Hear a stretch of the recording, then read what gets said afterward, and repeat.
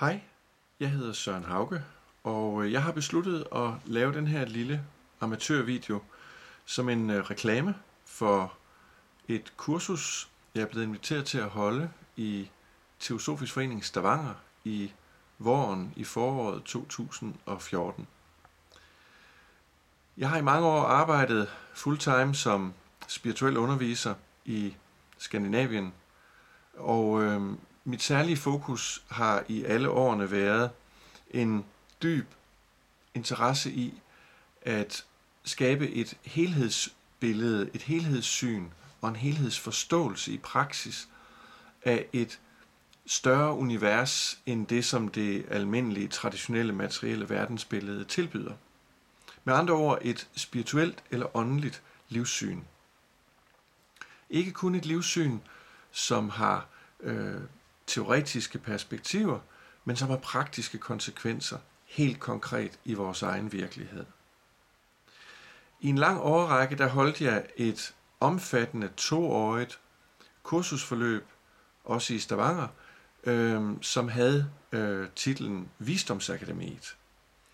Det var et meget omfattende og gennemgående forløb, hvor stort set alle den teosofiske eller esoteriske lærers hovedtemaer blev behandlet. Nu har jeg så meget arbejde og så meget en undervisning, at det ikke er muligt længere for mig at prioritere at lave 2-årige forløb på 18 weekender. Det er meget omfattende, og da jeg er involveret i andre uddannelsesforløb også, så er det vigtigt at nytænke. Det er også vigtigt at nytænke, hvad er den rigtige måde at præsentere den esoteriske visdom på i det 21. århundrede. Og jeg tror, at det er vigtigt i dag, at lige meget hvor store perspektiver vi præsenterer, så gør vi det på en måde, så vi kan mærke relationen til vores eget liv. Og jeg fik en varm invitation fra Teosofisk Forening Stavanger til at lave eventuelt 3 sammenhængende weekender i levende visdom, den esoteriske spiritualitet.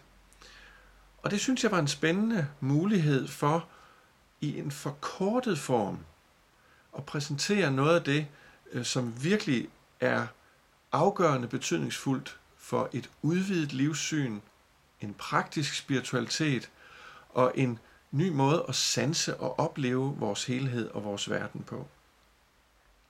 Så jeg sagde ja til udfordringen med den betoning, at det ikke i så høj grad er teoretisk baseret, som jeg tidligere har gjort det.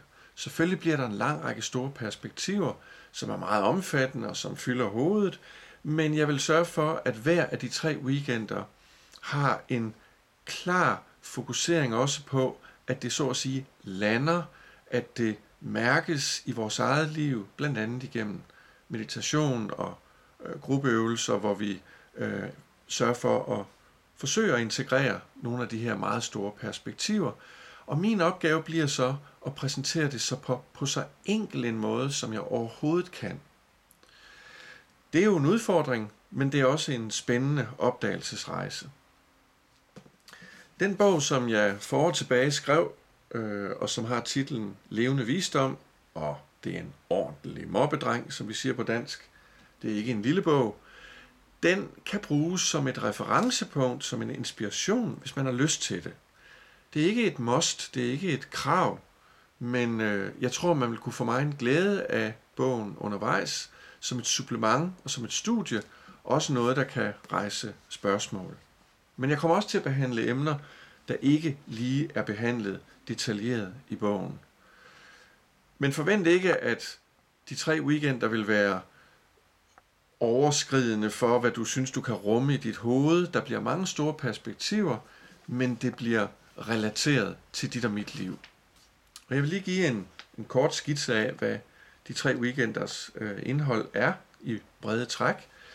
Den første weekend, den 23. og 24. februar 2014, kommer til at have overskriften Det kosmiske menneske.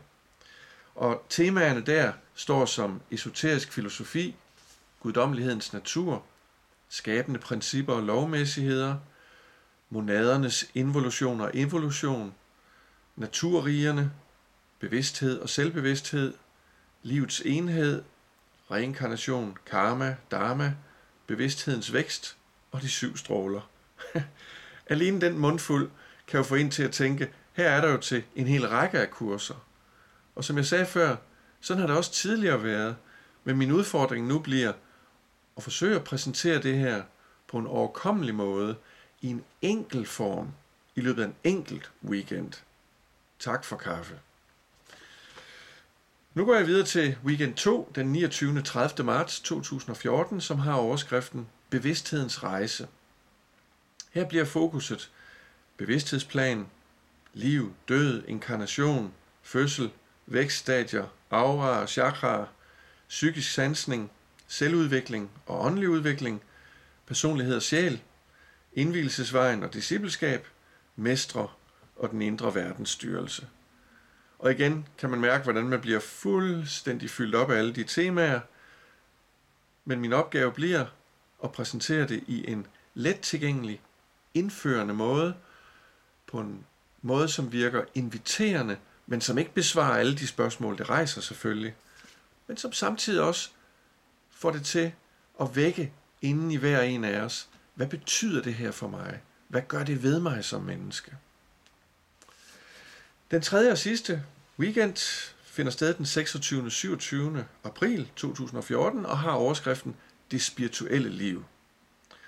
Og her er fokuset engleriget, Xi-evolutionen, den guddommelige moder, fra fiskenes til vandbærens tidsalder, spirituel renæssance i dag, spirituel praksis og aktivisme i en globaliserende verden. Det er jo mere vendt udad i brede træk, mere vendt udad mod den verden, vi lever i, men der er også meget dybe, subtile emner undervejs. Det er et laboratorium, det er en udforskningsrejse sammen, og det er en åbning og en invitation ind til et væld af perspektiver, som den esoteriske visdom rummer, og som fortjener moderne menneskers levende engagement i det 21. århundrede. Så hvis du har appetit på det, så inviterer jeg til 3 weekenders rejse i Stavanger i våren 2014. På syn, gensyn, under alle omstændigheder, ha' det rigtig godt.